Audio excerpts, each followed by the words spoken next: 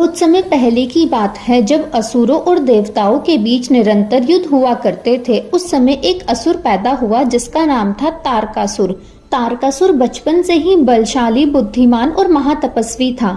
बचपन से ही उसमें असाधारण शक्ति और घमंड था। उसने बचपन में निश्चय किया कि वह इतना शक्तिशाली बनेगा कि कोई देवता भी उसका सामना न कर सके।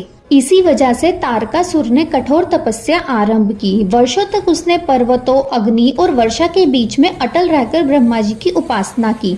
उसकी तपस्या से तीनों लोग कांप उठे। अंततः प्रसन्न होकर ब्रह्मा जी उसके सामने प्रकट हुए और बोले, वत्स, बताओ क्या वरदान चाहते हो। तारकासुर ने बड़ी चतुराई से कहा, हे प्रभु, मेरा वध केवल उस संतान के हाथों हो जो भगवान शिव के पुत्र के रूप में जन्म ले। यह वरदान सुनकर ब्रह्मा जी मुस्कुराए, क्योंकि उस समय शिवजी तपस्या में लीन थे और उनकी पत्नी सती देह त्याग चुकी थी। तारकासुर को यह असंभव लगा कि शिवजी फिर से विवाह करेंगे और कोई पुत्र उत्पन्न होगा।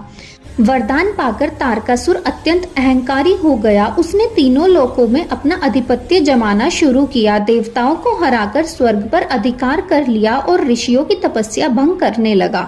सब देवता मिलकर विष्णु और ब्रह्मा जी के पास सहायता मांगने गए। तब सबने मिलकर पार्वती जी को शिवजी से विवाह करने के लिए प्रेरित किया। पार्वती जी ने वर्षों तक कठोर तपस्या की और अंततः महादेव उनसे प्रसन्न होकर विवाह के लिए राजी हुए। और फिर महादेव और पार्वती जी के मिलन से एक अद्भुत बालक का जन्म हुआ, कार्तिकेय।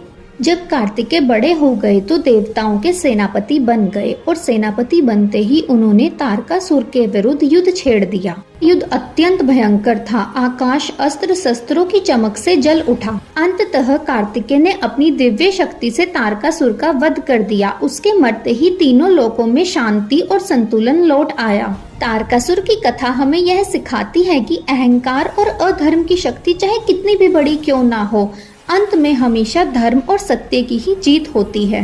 क्या आपको इस कहानी के बारे में पता था? हमें कमेंट करके जरूर बताएं और इसी तरह की दिव्य कहानियों के बारे में जानने के लिए और सुनने के लिए हमारे चैनल को सब्सक्राइब जरूर कर दें। हर हर महादेव।